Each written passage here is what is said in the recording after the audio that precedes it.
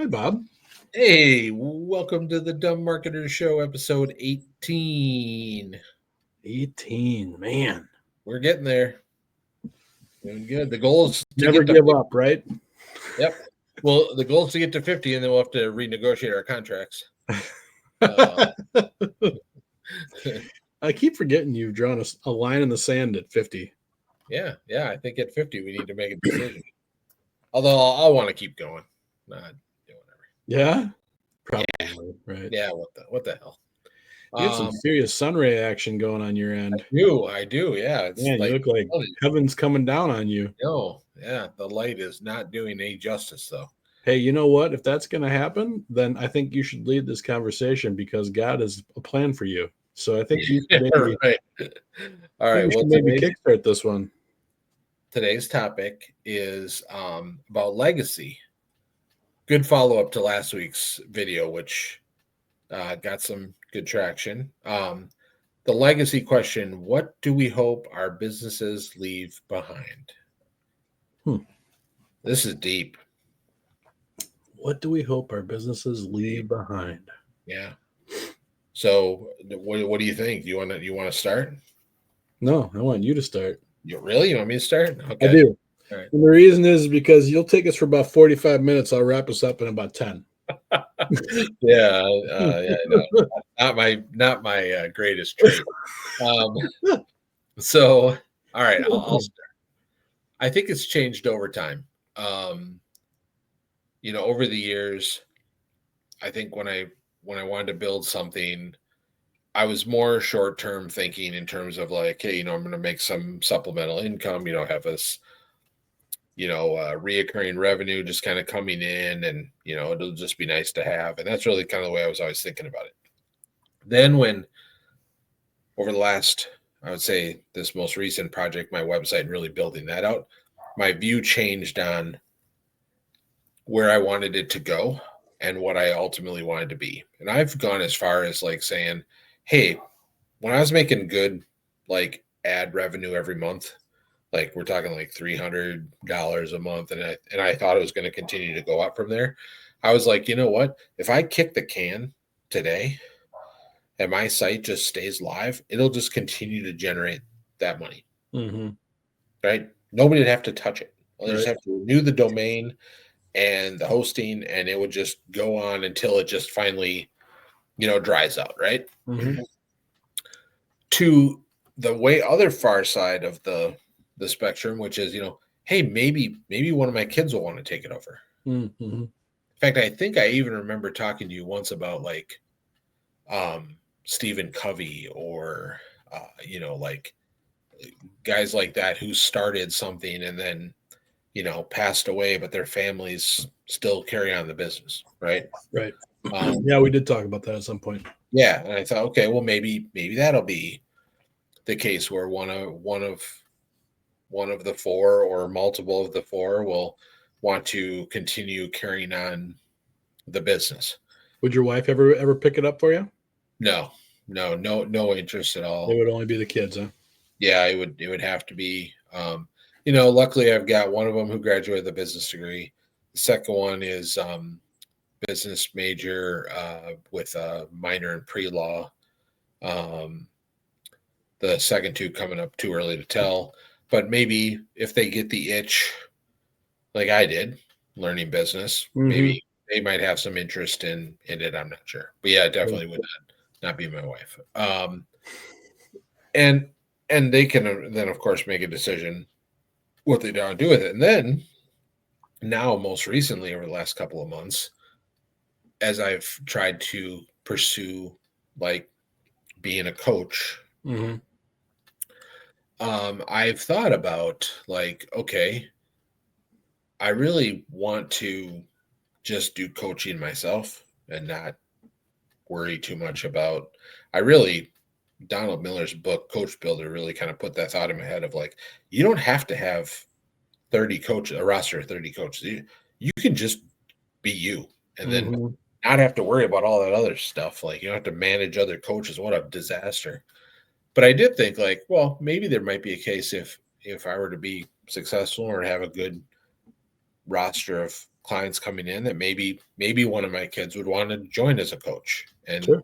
I could teach them the ropes. And then when I get, hit by the beer truck, there would be someone there to take it over and could start running it. Think of it kind of like a law practice or any other family business, right? Where you've got the kids kind of learning the ropes on how to run the business, and then the dad or mom passes away and they kind of take the reins from there and do what they want to do. So Yep. I've traveled through all these different scenarios in my head. And then honestly, even in the last 12 months, I've also had the thought of, you know what? When I go, this just goes with it. Mm-hmm.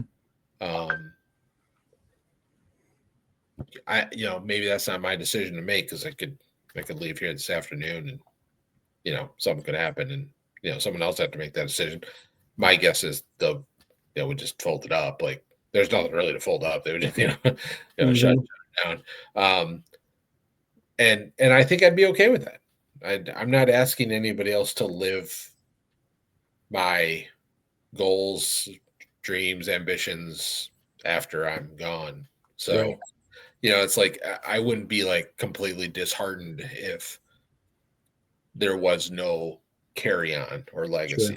Sure. I think, to answer the question, here's what I will say. What I just told you is kind of like how the business lives after, or how it provides funds or whatever. But at the Right. end of the day, I told a story in last week's episode about my grandpas.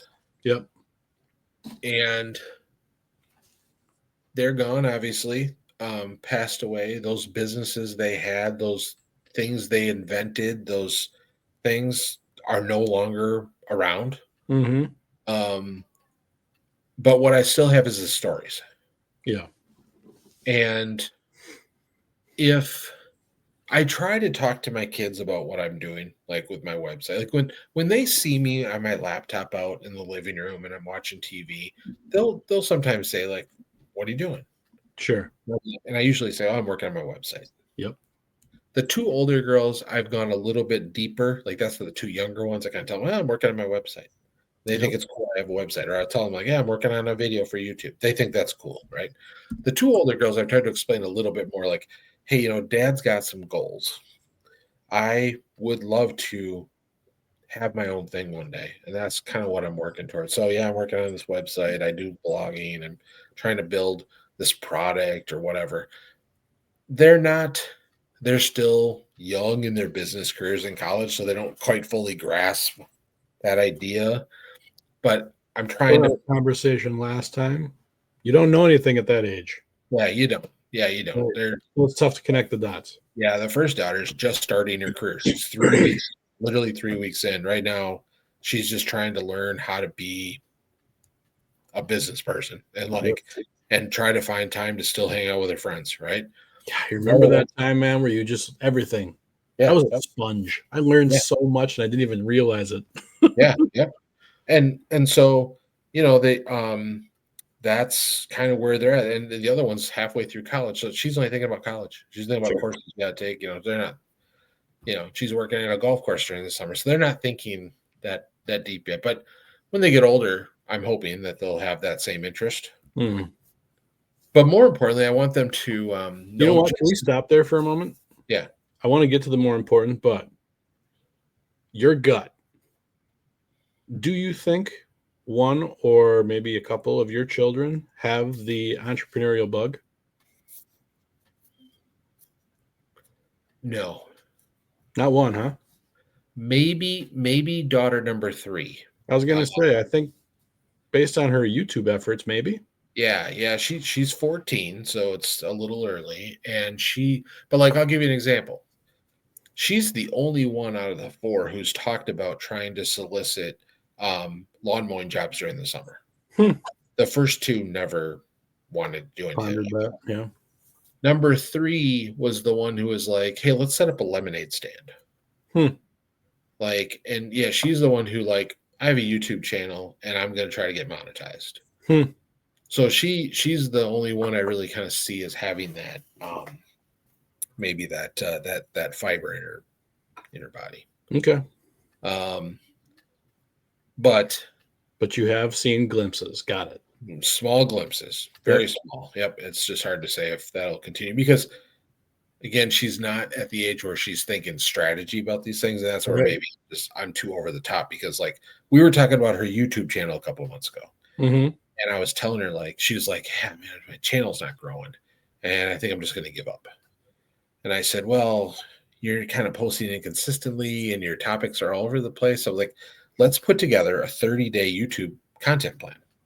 So we sat down at the table, we took a piece of paper and we said, okay, well, what topics do you like to talk about? What topics get the most traction on your channel? Blah, blah. And we laid out a plan. And then she said, well, I want to start cross posting to TikTok. And I was like, so she was thinking, like, I'm not just going to do YouTube, but I could take these videos, I could put them on TikTok, I could put them on Instagram, Reels, blah, blah. She's thinking through this. So we built this plan, 30-day plan. And she got 2 days in and stopped. Mm. I was like, oh my God, if this is not my daughter, I don't know who is, because this sounds very Bob Stanky-ish. It's like, oh yeah, 2 days in and I'm gonna fucking quit. So maybe that's a good trait that she has, like me. Maybe she's just thinking about ideas, but maybe Did you remind her that her consultant invoice was in the mail? yeah, right. I should have. Yeah. But the other ones, yeah, it's too early to tell. Maybe when they get a little bit older, but yeah, just right now they're just living life. Okay. So, yeah. At the end of the day, I would love for them to have a story to tell, like I tell about my grandpas. Mm. That's the legacy bit. I think I would love for them to be like, yeah, I remember my dad, pulling out his laptop on the deck and working on his website and how proud he was of it and how he would write and post. And, then he did some coaching stuff and it was fun to see him doing what he liked. If that at the end of the day is the story they tell or a part of the story they tell about me, what I did, I'm totally okay with that. I think that would be. Is that probably like the biggest contributor to your dream legacy? Yeah, for sure. Because again, it's like I don't tell huge success stories about my two grandpas, but I tell the story about how they did it. Yeah. And so for me, I don't need to be multi-millionaire business owner. I'm hoping that I can do some things. It'd be cool. Yeah, it'd be cool. Yeah. Do it. I think that's what's more important. I do some things that they see.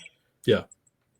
And recognize and say, that was something my dad really liked to do. Yeah. I think it would also be cool if they ever enter a conversation with somebody and they say, oh, my dad used to do that. Mm. And they say to that person, hey, yeah, actually, my dad used to do that kind of stuff. And he really liked it. Or he did this. Or that. I think that'd be cool. I heard a great quote the other day that you die twice. Once is when you stop living, and the second time is when people stop saying your name. Mm. I've heard that. That like blew my mind. And it's you only live in memories for so long. Yeah. There's a couple of things I hope my kids remember about me. Obviously, being a dad, the traditions we had. I hope they remember that I loved sports and baseball, and then this. That's my goal. Cool. Yeah, that is cool. Yeah. What about you? I'm going to piggyback on you a little bit. Okay. So, True Identity, as I shared with you last week, is very personal. I don't know if any of my children would be willing to pick it up. Maybe. Maybe when they get older and they figure out really what they want to pursue. Maybe. Now, no, they would have no interest. Sarah might, my wife. She likes the concept of it, but I think she would probably need to find some help Mhm. because I don't think she'd want to deal with the day to day. Mhm. But to piggyback on what you were saying, I think what would be important for me would be to have some of my family recognize the nice thing about True Identity is I actually had physical product and I like to be the walking brand of it and talk about it and show the apparel and things that I was working on. So I was a representation of what it is that I was passionate about. And if they could tell stories like you're talking about, Mhm. I think that would be very cool. Um, what I hope more than anything is it would influence them in a way of what True Identity stood for and why I was so passionate about it, right? Mhm. Which was to understand people better and to help them make improvements if they needed it. Mhm. That was, that's what I hope will stick around somehow, whether it's my family or somebody who may eventually work with me or partner with me or somewhere down the road. Mhm. That would be the dream come real for Mhm. me because then I wouldn't be the one leading it and hopefully it would still be making an impact in the lives of people. That would be the cool thing for me. Yeah, for sure. Yeah. So, that is hopefully way down the road. Mhm. I don't want to be 6 feet under yet. So, Yeah. Yep. I think Yep. what was the real question? What do we hope our business leaves behind? Okay. Yeah. I think that's really what I really would hope is it would just the brand, what it stands for, Mhm. continue to positively impact the lives of individuals. That's what I hope. So let me ask you this. So right now, these businesses are very insignificant. They're not making any money. They're not touching too many lives. But let's say you start getting some real traction. Yep. And you really start to grow. Yep. And will you actively seek out somebody to possibly carry it on? Don't know. Yeah, I know that's an interesting um, thing to think about, though, because if your vision and your mission is starting to really come to life, and you especially truly believe in it and truly Mhm. believe in what it can do, Yep. I think it'd be interesting to think to yourself, especially if you knew your days were limited. Might even be a different story. Yeah. Maybe for Yep. some reason you're found that you don't have much longer. Maybe you've only got a couple of years left for some odd reason, some Yep. illness or something. Like you would kind of hate for your business to die at the same time. You know what I mean? Yeah. Like, and I almost feel like you would probably, I'm not saying you would do this. I'm kind of speaking in third person here a little bit, but Mhm. I kind of would think to myself, like, something's happening here. This is starting to impact people's lives. It's important. It's almost your duty and Mm. responsibility to find a way to keep it going. You know what I'm saying? Yeah, I would be terrified of that scenario and so excited of that Yeah. scenario Right. Yeah. if there were people that were, adamant about making this a part of their lives. That would be if there was to that point where I'm like, man, I got to keep this going just Mm, for these people. right. Exactly. Yeah. That would be cool. Yeah. I mean, there's probably a lot of businesses like that. I mean, think about businesses that make medicines or certain Hmm. devices for things where it's like, Hmm. I'm not saying you have to, but I'd almost feel like an obligation to like, this needs to keep going because it's helping people, Right. So now mine, yeah. Companies will always find ways to make, strategies and stuff like that. And so I don't see it as important, but yours is such a mission driven thing that if it really starts to take off, I I don't want to say you have to do it, but I almost feel like if you didn't at least try, it'd be doing a disservice to what you're trying to build. That's my opinion. I like that take, and I appreciate that take. No pressure. Regarding yours, I would say though your brand it's you. It's your personal brand. Yep. So that's the challenge with yours is once you are gone, I mean, you're the brand. Yeah. Yeah. You are what it represents. You are so the perspective you're bringing for any potential client businesses, right? Yeah. Yep.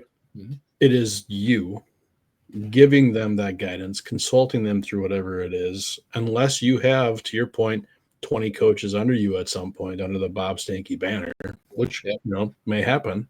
Yep.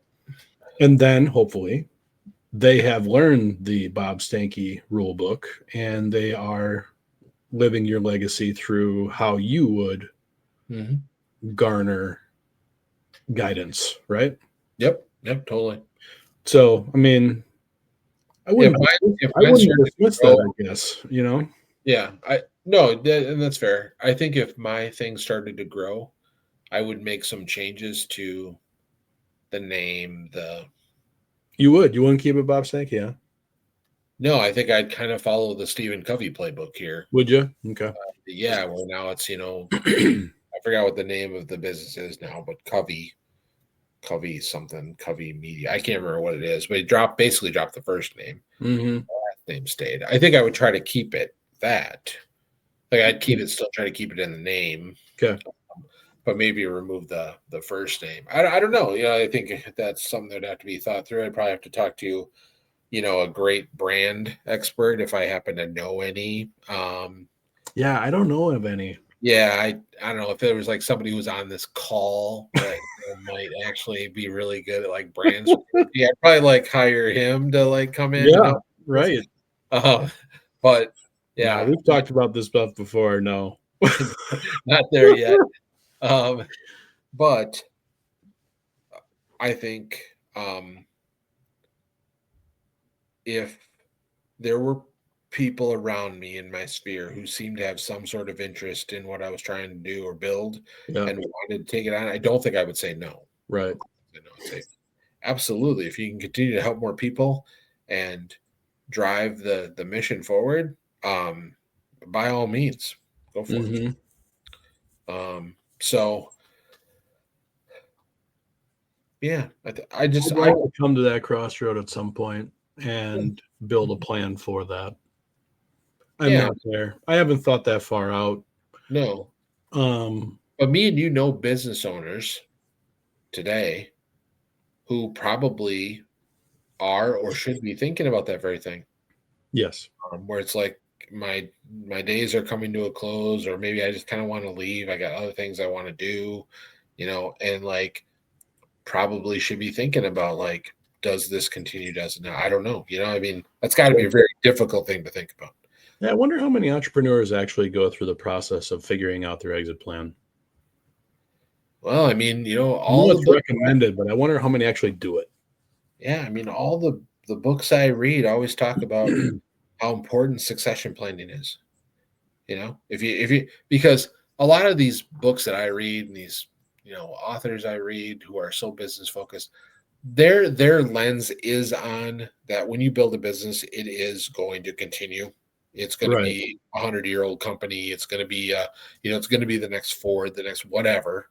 And so you go in with the mentality of like, you're not just building something to keep it until you die. Like you're trying to build a business where you're going to make, a lot of money and shareholder value. So that's why succession planning is so important in those, because they literally are saying, yeah, sure, you just started this. Now it's growing. You got to have a plan in case you literally, pass away tomorrow by accident or whatever. And so I think that's why a lot of them do think about that if they've had business coaches that have kind of forced that narrative. And I can tell you, with the few business coaches that I've been exposed to and have worked with, that is something they have all recommended. Yeah, I know it's the norm. To the entrepreneurs that they've talked to openly, I've been in meetings where they have literally said, "You need to do this." and it's a hard thing because I've seen entrepreneurs avoid it. Sure. You know what I'm saying? So Yeah. like, And I mean, it's kind of like, as an it's like, individual who may or may not have a business, it's like going through your death planning and you're making yeah, a will and it will, right? Yeah, yeah, it's like you yeah, don't want to think not about it. exciting. Yeah, you don't want to think about it, but Right. it's something you do. And if you are an entrepreneur and you do have a sizable business and you do have a lot of clients and money and employees, then I do think literally There is a responsibility there. there is a responsibility there. Yep. There really is. Because if something happens to you tonight and that stuff is not documented, you may be causing more harm than good. Yeah. Yep. And if you ask me, I'm just going to say the word, I think you're a little selfish. A little bit. Yeah. So I think that's important. In fact, I would even say me and you, even for as small as these things are, probably should tell somebody, most likely our significant others, like, hey, if this tanks, or if I tank, if I kick the can, here's what I'd like you to do. Yeah. Right. You know, it's no different than a will. Like that's my wish. What I have right now is an asset. This year, I'm gonna come close to like $7,000 in earnings this year. Sure. That's no small thing. No. That's a Cash in the significant bank. that's a significant amount of money, and I want to make sure that that is handled appropriately. Yep. So yeah, I think it is important that you do it. But at the end of the day, to wrap this up, I would say I just want people to speak positively about how I tried to build something. Yep. And hopefully the word try isn't in there. Hopefully it was I built something. Sure. Even if at the end it truly was just a side project, truly was just a part-time thing, you know, I would love for my family to be able to say, you know, he really enjoyed doing that. Remember 'Cause when Dad did? Yeah. yeah, yeah, you know, because honestly, Luke, I do enjoy it. Yeah. I enjoy it as much as going to a baseball game, just in different ways. I like those Yeah. things in different ways. Sure. Like I like the idea of like I'm not just gonna sit around and watch Netflix all night. Like if I Right. can actually be building something, Yep. I feel more productive because I'm not going to be doing anything else at that time. I've already taken the dogs for a walk. I've already watched a baseball game. I've already done these other things that I want to do in my life. If I've got nothing, why waste that time? I might as well build something. That's what makes me happy is that I feel like I am doing that. So I want, my family recognizes that. So I'd love for them to be able to say, yeah, how did my dad spend his days? He was a goofball. He worked hard. He had a good job. You know, I mean, you know, he helped provide for the family. He played catch with us outside. He grilled burgers and dogs, and he also was working on this project, this side project that he always really enjoyed. Yep. And he got a lot of joy out of it. Yep. As long as I can tell that story, I'm good. Yeah, I guess. My kids are going to probably say how bad I screwed them up. So it would be nice if they would say, but he helped a lot of people through True Identity. Yeah. Well, I You think know we what I mean? all our kids in sometimes subtle ways and sometimes very loud ways. But Yeah. yeah, at the end of the day, if they recognize you tried doing something good, Right. well, I mean, we could have a whole nother episode on legacy of parenthood. Oh, yeah. Because that's a whole nother thing, but it kind of runs parallel to what we're talking about right now. Just at the end of the day, they might not agree with everything I did as a dad or a parent, or sometimes it just doesn't, you know, if things end bad for whatever reason. Mm-hmm. If at the end of the day they say, you know what, he tried his best, he did A good effort.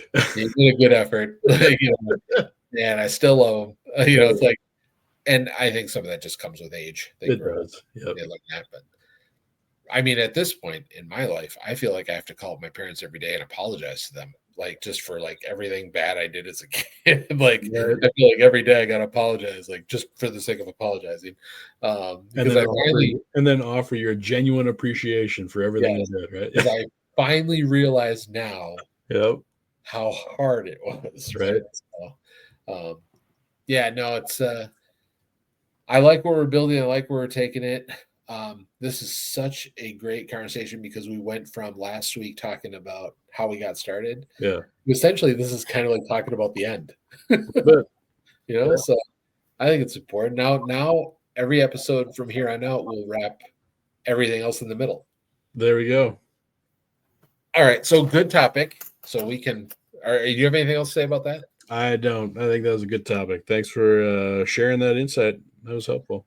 Okay, Got me so, thinking. yeah, no, it's. I think it's important to think about.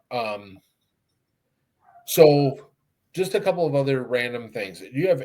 I know you're super busy this week, but anything you want to talk about, or anything you thought about during the week, or any interesting? Did you send me a link to a video to watch or something, or am I hallucinating? Maybe. Was there anything? Was there anything business thing? It doesn't even matter if you didn't work on anything. Was there just anything in general that popped in your head, or was kind of a aha moment? I don't think there's really any aha moments that are top of mind for me. Okay. I will say that I did have some work to do with the full-time job that took a lot of time away from the side hustle from my business. For your business, right? So yeah, there wasn't a ton of time spent on it. I will say that I am working very diligently in trying to get a legitimate business plan put together for True Identity as I'm shifting gears. And one of them is trying to come up with a new brand name. This is the breaking news, Dumb Marketers exclusive. So But you're not going to tell us what it is, though, right? Okay, so without playing that, just know that the work is happening. Work is happening. That's that. Yeah. Okay. And let me ask you this: how far along are we in this process? Are we 80%. 80%. Okay. Wow. So we've got an announcement coming soon. I don't know about soon, but it would be nice to hit the 4th, July 4th, knowing what I'm doing. Okay, yeah, we're gonna have to talk about a recording schedule for next week because the 4th is a Friday. That's right. So I don't know if we want to do like Thursday night or something, but who We'll knows? take that offline because our viewers don't need to hear that. No, they don't need to hear that. But I'm just saying maybe there might be some breaking news coming soon. We don't know. Maybe. Okay. Okay. There are considerations happening. Let's put it that way. That's a big project. It is. That's a big project. So this weekend you're thinking about putting some work in. Definitely in the next week. Yeah. Okay. Good. Maybe not specific to the weekend, but definitely in the next week. Good. Okay. Cool. Good. All right. Okay. Good. No, that's fair. And while you're thinking about recapping real quick, I'm going to see if I did send you a video. Yeah, I just can't remember. I have to go back and look. I thought you sent me an article or a video or something. I do that occasionally. Yeah, it might have been the week before. It was probably me just venting about something. Yeah, no, it's all good. Sharing how silly my kids are. Yeah, no. You did share your recent YouTube activities over the last week, so maybe you want to chit chat about that a little bit. Yeah, so I can share real quick. So I'm back on YouTube. Besides the Dumb Marketer show, I figured out I had taken 75 days off from posting a video. So 2 Fridays. People take the rest of their lives off. Well, true. 2 weeks ago today is June 27th. 2 weeks ago today, I posted a video for the first time in 75 days. Hey, you did it. Yep, I did it. And what happened is last Friday, I told you, this video tanked. It's not doing anything at all. In 1 week, it had gotten to 8 views in 1 week. And I was like, okay, whatever, it is what it is. Then this last week, it absolutely took off. It's up to I don't even know. I think it's up to 60 views now or something. I'd take off. Everything's relative. I mean, for me, it's taken off. Mm-hmm. But yeah, it's up almost to 60 views. It's consistently getting, 5-6 views a day now. So relatively speaking to all my other videos, it's starting to catch up to where it would be. For those of you who are familiar with YouTube, you know that when you post a piece of content, it gives you its ranking by views. And when you click on that, it shows you basically, okay, so like when I click on this one, it says in the first 14 days since I published it, where it ranks with every other video 14 days in. It's a great report to look at because it basically just says, hey, you know, so like for example, I'm looking at the report right now. In the first 14 days, it's currently at 52 views. It's number 5 out of 10. Okay. Hmm. You want a video to be obviously higher. You want it to be you Sure, want it 5 out of 10 is not bad. Yeah, but for like the first week and a half, it was 10 out of 10, 10 out of 10, 10 out of 10. And then all of a sudden it's starting to like take off. My number one video on that report is a video I did on my process on how I run my business. That had 152 views in the first 14 days. So in comparison, 152 for that, 52 of this one. So it's still underperforming compared to my top videos. My second most watched video in the first 14 days was my RV show visit that I made. That was at 115. So it's 5 of 10 right now. So it's doing okay. So I posted that on my main channel. And then I did 2 videos on my sports simulation channel. I did a short and I did a long form video. And those did very well. The short, well, first of all, I gained 2 subscribers. I just out of nowhere.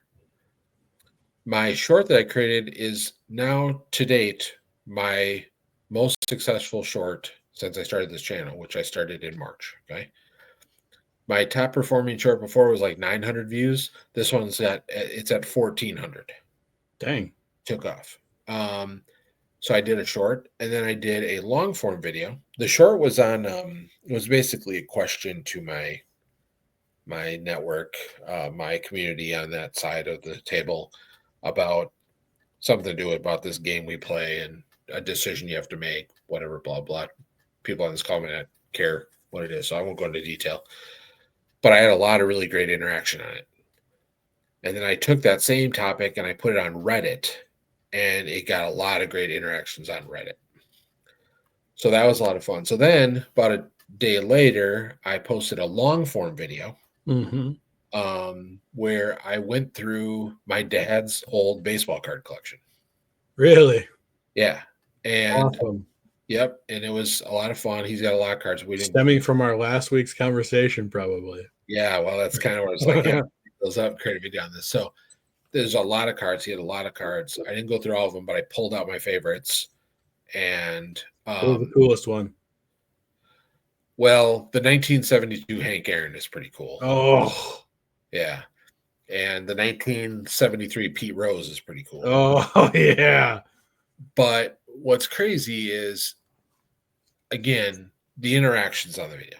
So this one gentleman, I'm assuming it's a gentleman, posted a very long comment on the video about how he's not a sports card collector, but he remembers collecting cards at that same age my dad was.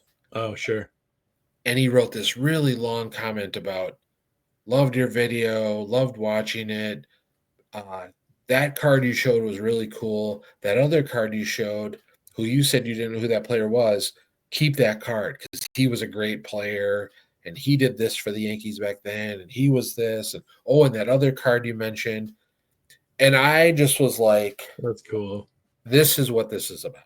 That was cool. I was not alive when my dad collected these cards. Right. My dad was 15 years old, roughly 15. Yep. And I look at some of these names and I don't recognize them. But this gentleman who doesn't collect baseball cards, somehow my video landed in his feed or something. Yep. Somehow he watched the whole freaking thing because he's mentioning cards I don't talk about until the end. Sure.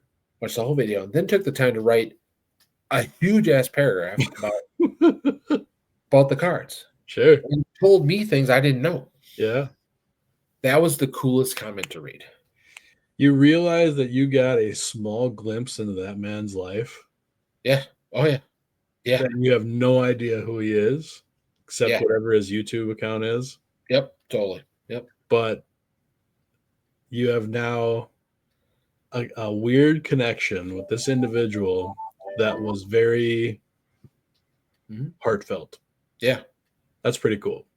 Yeah. So I haven't commented on his comment yet. He left it yesterday, so I'm going to comment on that tonight. But it was just like, yeah, this is the great thing about when you find a community of people, and it's wholesome. It's wholesome stuff. Right. Like it's Yeah. like people are really talking about things they like. One of the things that I can't remember if I told you this now. For Father's Day, I got tickets to a Brewers game coming up in Milwaukee. Mm-hmm. August, and it's because my family knows that my goal, one of my dreams, is I want to see all the major league ballparks. Right. So I'm part of this group on Facebook. It's called Ballpark Chasers. Mm-hmm. And people who are just posting pictures and telling stories about how they're all these ballparks they're visiting. And I comment on almost every single one because I'm just like, that's so cool. A lot of them recently, for some reason, a lot of these ballpark chasers happened to come to Target Field to watch the Twins play the Brewers last weekend. Mm-hmm. And so I've been commenting on every single one of theirs, like, hey, it was awesome you checked out Target Field. Obviously the Twins got smoked this weekend, and hey, sorry you had to deal with 100-degree temperatures here. Right. But it's like a community and everybody is nice to each other. Right. And that makes it all the more fun. So, sure. So anyway, so I'm kind of back on the YouTube train here. I did, if we're just sharing kind of aha moments throughout the week, I was listening to the Think Media podcast. I recommend it to entrepreneurs, especially those interested in video and creating video YouTube channels. Sean Cannell, I think I'm saying his last name right. He's the owner of Think Media. Great podcast. I really enjoy it. But on there, he was talking about, he had a guest, and the guest was talking about where you should be creating content today. And he had 3 places. And I think it's funny because these are all things we've talked about. One, he said your website. He goes, yes, everybody's taken a hit with Google. He said, but you know what? That should still be your central home. Mm-hmm. Write content there, but instead of writing for search engines like all of us have done for so long, just write stuff. Just write real stuff. Just write human stuff. Make it your portal. And I'm like, yeah, he's right. Like tell stories there. You want to talk about legacy? We could talk about websites. Oh yeah, because my website, it's not just about building a coaching business. I hope my kids I'll leave my website up because it's a historical look at the things I was thinking about. Mm-hmm. The things I was trying to, it's like, you know what I'm saying? Mm-hmm. So he was saying, put stuff up on your website. Number 2, he said, put stuff up on YouTube. Build your YouTube. Video is still where it's at. And that right now, Google has not destroyed. So keep going over. And then it's only a matter of time, but yes, right now they haven't. Yep, they haven't for now. Yep. So, and then the 3rd place he said to create content was Reddit. I was going to say, I bet it was Reddit. Yeah. He said, those are the 3 places. If I was building a business or I wanted to, create content for platforms, those are the 3 platforms he recommended. And I was like, yeah, totally. That's what I'm doing. So that makes me extremely happy. You want to know why? Why? Reddit is a great tie to content development that I'm trying to do on the blog and on the website. Yeah. So I love that. I have to do video, so I need YouTube. That's just a must. Mm-hmm. But what he didn't say were all of the standard social media platforms, which drive me nuts. Yeah. So yeah. He did make me happy. Yeah, the Sean Cannell did ask him about Facebook. They talked a little bit about Facebook. Okay. He said he absolutely hates LinkedIn. Really? Yep. This is a business, a guy running a business. He said he doesn't like LinkedIn. He's trying to do more Facebook because he feels the community element is stronger there. Interesting. It's also real. You're a real person because in order to have a Facebook account, you have to be a real person. Facebook, I think, has done a pretty good job. They have buckled it down quite a bit. And I mean, even in the early days of Facebook, they recognized that you were a real person because you had friends. Mm. And authentic, like they could tell. I mean, Facebook's algorithm is very smart. It knew that if you were connecting to people who all just happened to go to the same high school, they kind of recognize, okay, this is a real person because they have real fans who went to they hung out in a similar environment as these other people. So therefore they're real. They're not just bot accounts. Right. Like Twitter is just full of bots, Right. spammers. So it's like, I think they've done a good job. So he's really trying to capitalize on that. But he didn't even mention the other ones. He didn't mention X. He didn't mention Threads. I still am very bullish on Instagram if I could just find a way to use it right. Sure. I could duplicate some of my video content on Instagram, but I just don't have. I'm interested in doing the trial reels. I really am. I think I talked to you about that and told you about that a couple weeks ago. I just haven't taken the time to take some of my. I just don't have a community over there yet. Right. So it's like, I'm going to kind of be posting into the void. Whereas YouTube, at least I've got some subscribers. I'm in the algorithm. When I post a video, I do get views, kicking up. So I'm still very bullish on YouTube, and I'm still bullish on Reddit and Instagram. But yeah, I don't know. It's just, but YouTube is so much fun. It really is, because it's just like video is fun. Yeah, it's hard. It's hard and it's time consuming, but it's fun. It is fun to record, and it's entirely different media than writing. It just is. Different brain, different way of doing things. And if you're like me and you're not patient and you like instantaneous gratification, the short that I posted, okay, I was in line at Goodwill. Yeah, shorts changed the game. Okay, to do a drop-off. I was doing a drop-off of some old clothes. So I was in line, and the line, this was last Saturday, the line was long. I would be in this line for 15, 20 minutes. Right. And I was listening to a baseball game on MLB Network, and I all of a sudden had a spark of like, I have something to say. I recorded the short sitting in my car in line at Goodwill. The video is less than 30 seconds long. I added a title and hit publish, and within minutes I was getting views. Right. And again, it's not all about the views, but it was like, it's a good awareness channel because that day I added 2 subscribers to my channel. There you go. From one short. Yep. So, it's just kind of, it's fun to see that type of stuff. So. Shorts and reels, man, that's where it's at. People like the short little clips of content. Yeah, I do. And one thing that when you had shared your data on your recent Reddit and you were talking about your YouTube stuff now, one thing that I commented back was the traction that you can get with personal interests and hobbies. Yeah. Is so much like that connection with the gentleman you shared about his recollection of, the baseball players and all that stuff.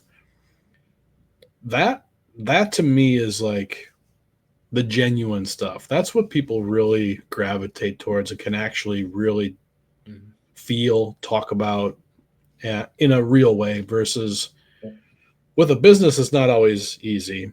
No. Even with people that you know really well in a social environment, you don't make it super personal. But when you're talking about an interest or a hobby that you do or that you're involved in, it's a lot easier to share your personal side with that. Yep. And I mean, I can even give you the metrics to prove that. So on my main channel, which has 273 subscribers, channel where I post my business content. That's the one that was only like that video in the last 2 weeks is only up to like 52 views, right? The other channel, the sports channel, the interest channel, the hobby channel. Yeah. 33 subscribers, 35. I'm at 35. 35 subscribers. That video's already at 70 views. Yeah. So it's already surpassed the other one that's been up longer. Yeah. And that one has no likes, no comments, but this sports one has comments and likes. Sure. So it's like, you're right. It's like people, they enjoy that kind of stuff. That's a perfect platform for that kind of stuff. Mm-hmm. Perfect platform for it. Yep. And I've got more content planned for that channel, actually more content planned for that channel than my main channel. Sure. So yeah, so I'm gonna continue hammering the YouTube thing. The website thing though was a little bit of a nice reminder to me. Like it's almost like I'm just gonna just say this. Here we go. No, this isn't a rant or anything. It's just I've been so hesitant to put anything on my website. Have you? Yeah, yeah, just because it feels like a waste of time. Huh. Because it's like, oh, I'm going to publish this great article that I wrote. My last one I was super proud of. I spent a lot of time on it. I wrote it all myself. No AI. Just wrote it all myself and was so proud of it and put it up. And it's like crickets. It's like nobody's going to find it. And it could be 6, 12, 18 months before it starts seeing any Google traction, if it does even at all. Yeah. Google traction.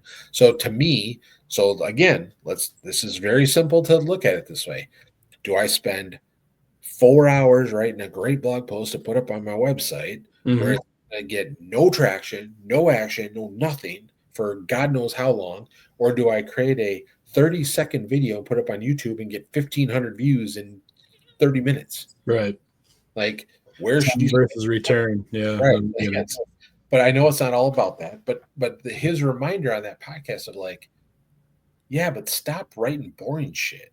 Like that was basically what he was saying. Like, just stop making dumb content. Yeah, just like write. That's what content creators have been saying since the dawn of creation. I know, but it's just so hard because it's like we're all trying to achieve this goal of we need eyeballs to achieve some sort of objective for a business. Yes and no. I think there are some of us, wink, wink, who really just like numbers. Yeah, yes, guilty.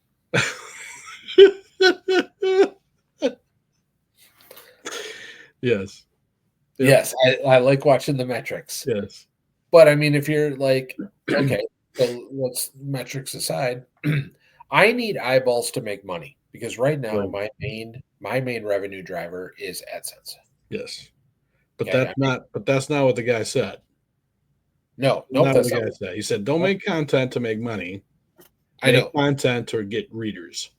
Right. And yes, and that's what I'm saying. That's the mental transition I need to make in my head. Right. Because right now I'm like, okay, what is something that I can gravitate to that's got some keyword, volume, and will drive some eyeballs and make me some AdSense. I can tell you this for my full-time job, because I haven't been able to do it for my business lately. I am focusing on rewriting blog content that I know is completely relevant to the brand and needs to be updated because it's old. We're talking like multiple years old and has not been touched. Okay. Mm-hmm. Now I know for a fact, because you and I talk about it all the time, you have blog posts that are probably really relevant to what you're trying to do that could probably use an update, that are probably over 2 years old. Yep. What I have seen in those rewrites is immediate traction in keyword ranks. Immediate. Like popping up and seeing more traffic right away. Yeah. So, I mean, if you wanted to take baby steps versus coming up with entirely new content that you need to create, maybe you already have a coffer of things you want to do, but if you don't, just take one of your existing and just spice it up a little bit, and you'll see impact. You'll see those numbers that you want to see, and if they're relevant to your brand, even better. Yeah, totally. Yep. So my 2 cents, because I am seeing traction, because I'm with you. It's challenging right now. It's being a content creator for blogs specifically is hard because you're losing more than you're gaining at this juncture. Yeah. But I would argue that if you're at least producing something, you are making inroads. It's just not as strong as it used to be. Yeah. Yep. Totally. Yep. So, and I mean, it just always just goes back to like, sometimes even if you're running a business website, people want to read interesting stories about your experience. Yep. They don't necessarily. It's so hard to compete in some of the topic areas I need to compete in, like top 5 things to do for this. Like that's, Right. AI is answering that question now. Right. And so it really is going to boil down to, like, hey, last week, this is what I was thinking about. Yep. And here's my approach that I'm going to take on this. And here's the approach I think you should take on this. And I think this, and I think that. And my experience is this, and my experience is that. That's the stuff that people probably want to read. That It will dig a little bit deeper to find. Yes, I will agree with you. However, I'm going to combine those two things. Take the top 5, offer your perspective on the top 5, and that's how you're going to get the ranks. Sure. If you can. Yeah. And I mean, this is a topic for a whole other time, but it's like, should you even compete for ranks anymore? Or should you just work on building your email list and get your content in front of eyes in other ways other than Google search? Yes. And Reddit. We talked about Reddit and using Reddit as a feeder to traffic. I read a report recently, and this was data driven, that the vast majority of content that is being featured in AI overviews and AI results is basically coming from the top 12 in Google search. So they may be pulling some randoms in, but the vast majority of the content being used for a response is coming from the top 12 of search. So you still want to be page 1. Yep, for sure.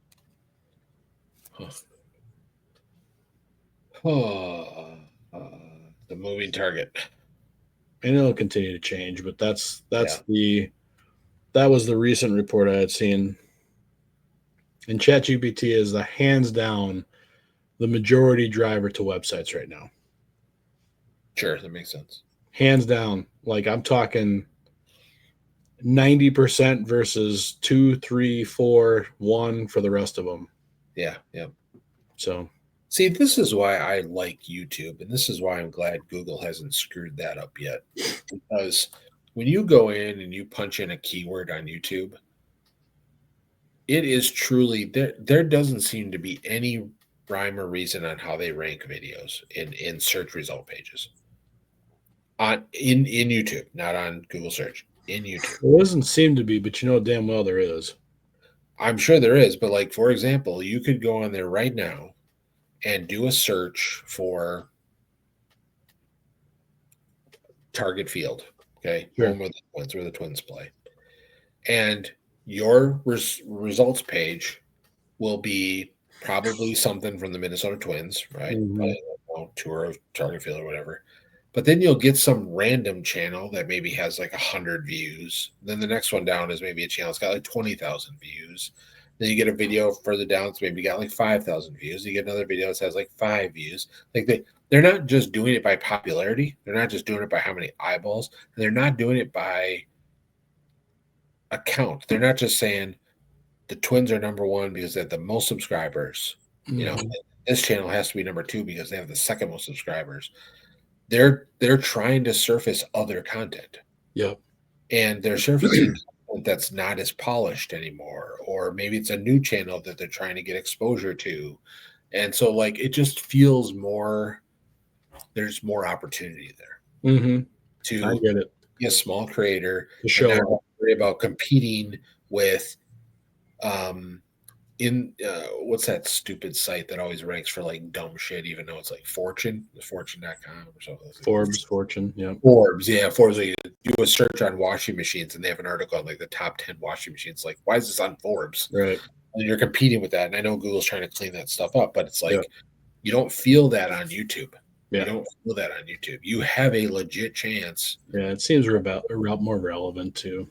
If you do a search right now on scenario planning on Google, I will not show up. Probably page 20. Like I'm way down there, right? But if you go on YouTube, 60 people have already seen it. Yeah. More views on the same identical content that I have as a blog post on my website, same identical content on YouTube, and I've already had 60 more people read that, see it. Watch the video. Yeah. Yeah. Now, granted, the retention rate is low, but a retention rate on your website is, I mean, most people spend less than 30 seconds on your webpage, and they Less than bounce. 10. Right? Mhm. Yeah, right.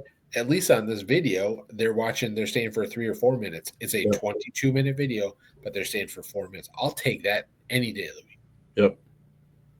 So this is why I'm like, keep telling myself, like, invest your time in YouTube. Take that blog post you're going to write and turn it into a video. Yep. And just do that if you want to try to build your brand. Yep. Look at all the big YouTubers. They don't have websites. They really don't. I'm talking about very niche creators, but like some of the largest YouTube creators don't have websites. They Right. just YouTube's their platform. Right. That's where they are. And so it's like, I'm not suggesting that. I'm just saying It can be done. it can be done. Mhm. And so yeah, I just think that's why I like YouTube so much right now, because I can go on there and find content creators that I would never find in a Google search based on the topic I'm trying to Right. look for. But YouTube has done such a great job giving me a good variety. Here's a source that makes a lot of sense because it's the Minnesota Twins. They own Target Field. Right. Hey, there's also this guy who's only got 100 views on his video, but he was there. He recorded a video. He didn't edit it. It's real. It's raw. He's funny, and that's number 2. Yeah, and it's like, yeah, and you know what videos I click on? Those ones. Yeah. Because I want to see the guy standing there with the hot dog talking about how much fun he's having at Target Field. Right. Yeah, it's real I life. wouldn't have found that on Google. I wouldn't have found that on Google search. It's like the real world has become everybody's obsession for real people. Yeah. Yeah. Okay, I got one more thing for you. Do you have a minute? 1 minute, ready to go. Okay, sorry. This was my another aha. I'm joking. Okay. Well, this is my another aha moment from the week. You did have another aha. Okay. Yeah, yep. So I came across a Mark Cuban post. Mhm. It was on Twitter. I can't remember if it was Twitter or LinkedIn. His post was in everything that's happening with AI right now. Mm-hmm. We are getting to a point, and Luke, I've been fooled. And I thought I was not a sucker, but I'm a sucker. There has been videos I have seen on the internet that I thought were real, and they weren't. They were AI. They were that fucking good. Mm-hmm. I got duped. Mm-hmm. I got duped on a video that looked like it was a press conference, a sports press conference, and I thought it was real. And I was like, oh my God, this is huge news. So I went to ESPN to try to find the article, and I couldn't find the article. And I couldn't figure out why I couldn't find the article, the press conference I just watched. And I was like, shit, this is big news. Like, why can't I find this anywhere? Why are we covering this? I was Googling it. I was trying to find everything. I went back to the video. I think it was on X. It was on Twitter. Went back and I read the comments, only to discover in the comments that it was indeed an AI video. It was a spoof on, something.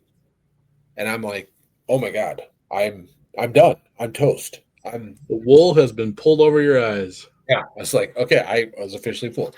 And this is coming from the guy who never fails those email phishing scam tests, Yeah. Like, I don't fall for those things. Right. So Cuban's post was like, hey, the AI is advancing so fast, it's really, really going to be hard to tell what's real and fake. Yep. You can sign up for video services now that you create an AI version of yourself and it looks like you and everything. It's like, whatever. Okay. So he said, what that means is that people are going to start to crave face-to-face interaction again. Yeah. Because inherently, I saw the interview where you said that people are going to lose trust in what they see online because they won't know if it's real or fake. So therefore, events, conferences, face-to-face meetups, coffee, is going to become a thing again. Yep. People are going to crave connection again. Yep. Yeah. And I was like, okay. And then he called it the Milli Vanilli effect, which I thought was kind of clever. I thought that was clever too. Because me and you grew up in an age where we remember Milli Vanilli. We know all about that. Remember how they got in trouble. And if I was Milli Vanilli right now, I'd be like, see, you guys are all idiots. We were just ahead of our time. That's right. And everybody after us has been doing that for ages. So Right. anybody young watching this video, just go do a search on Milli Vanilli and you'll find out the history there. But he called it the Milli Vanilli effect, and I thought that was interesting because it's like, we don't know what's real or fake anymore, and so we got to actually see it with our own eyes. Yep. To know. We have to be able to rely on our five senses. It's what actually explains the world to us, and when we can't rely on that, it becomes a problem. Yeah, I that was mind blowing for me. Mm-hmm. That was a little bit of a mind bender because I was like, this completely makes sense. I completely makes sense. Mm-hmm. No question about it. Yep, it's going to come down to scent and touch. Yeah. Because the audio is already able to be done, the visual is now able to be done, right? But here's the thing: we only have so much longer to actually trust those two senses because eventually we will get to a point where robots will look just like us. Yeah. I mean, have you ever seen Westworld? Yeah. Yep. I mean, that's a perfect example of like robots and humans commingling with each other. Oh man, and not knowing the difference, right? And not knowing who's real and who's not. Yep. And it's like other AI movies I've watched that were futuristic when they were made, but it was like, no, that's real. Like eventually you may go to a conference where the keynote speaker is literally a robot of somebody. Right. And so once that happens, we are totally fucking screwed and we are done. We are done. As a society, we are done. That's hilarious. We are done. And so it's coming. So the only thing I want to add to this aha moment is if our viewers have not watched the movie WALL-E, please watch it this weekend. Oh, I love it so much. It's one of my favorite animated movies. Yep. It's also just so depressing. Yep. But it's us. It's us. It's where we're headed. Yeah, it's sad. It's sad, sad potatoes. But as long as I'm riding around in my sad for us, it's cute for the robot, just so you know. Yeah. As long as I'm riding around in my little pod with my Slurpee watching TV next to you, I'm good. We're good. I'm good. That's right. As long as we can create a dumb marketer show from our little pod, I'm good. What flavor are you sipping today, dude?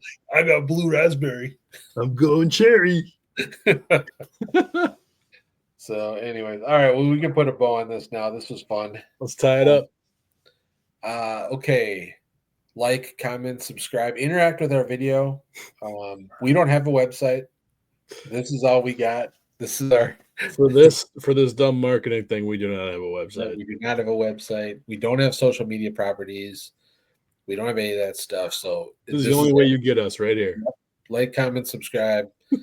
Visit Luke's website. TrueMyIdentity.com.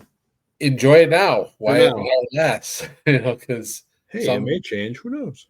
Some new coming. Who knows? We'll see. And my website. All that's down in the description below. That's all I got. On that note, brother, have yourself a fine weekend, and we'll talk to you next time. All right. Peace out. Take care, man.